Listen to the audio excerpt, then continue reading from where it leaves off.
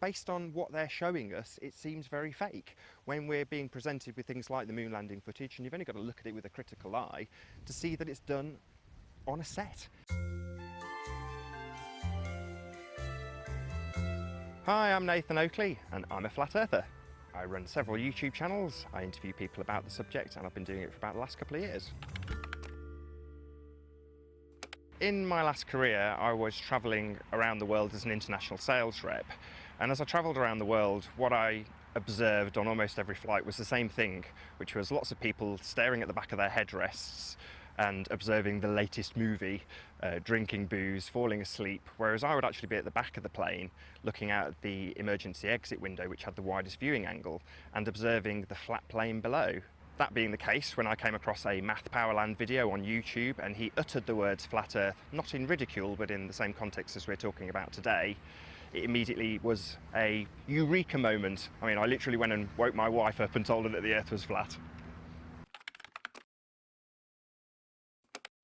Well, NASA were developed for the sole purpose of lying to us. Their only purpose is to perpetuate the globe lie.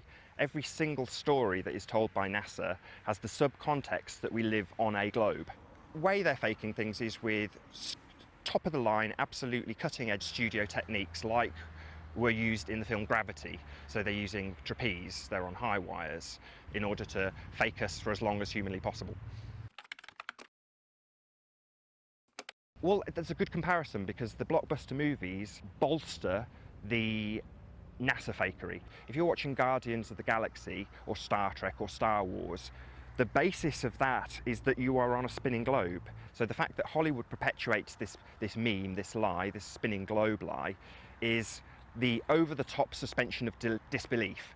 Whereas when NASA do it, they play their cards much more close to their chest. They always keep it nice and simple. So they're not going to be having Star Wars type battles in space. They're just going to have a zero-G meal. It's much more downplayed. The Illuminati. I don't know a great deal about the Illuminati. It's something that I've come across since finding out the Earth was flat or investigating flat Earth. It would seem that there are certainly families or bloodlines or secret societies that control certain aspects of our life. However, until 1972, we hadn't been up and checked. So to say that a secret society knew and was therefore perpetuating a deception, I would say no. No, I can't prove it. I can only support it with evidence. So to say, do I need to prove it? I would say no, because the starting point is flat. That's what you observe, that's what I observe, and that's what everyone deals with in their day-to-day lives. I've heard every insult under the sun, and I think the reason we get these insults is because we are pre-programmed from birth to ridicule the idea of flat Earth. We're told that it's a notion of Philistines, it's something that we have progressed beyond. So I tend to not overreact to people who are insulting to me about the subject and try and ask them to either, if they're very combative, prove what they believe, which is the globe, or ask them to research flat Earth. Well, I've never been to the ends of the Earth, so it's a difficult one to give you an answer. Is the moon fake news? No. But does the moon have fake news surrounding it? Yes, absolutely. Of all of the celestial bodies, it's the one that would most indicate sphericity, is that the right word? Being spherical. And therefore it's used by people like NASA to prop up the notion that we are living on a sphere also. So it's used to perpetuate fake news.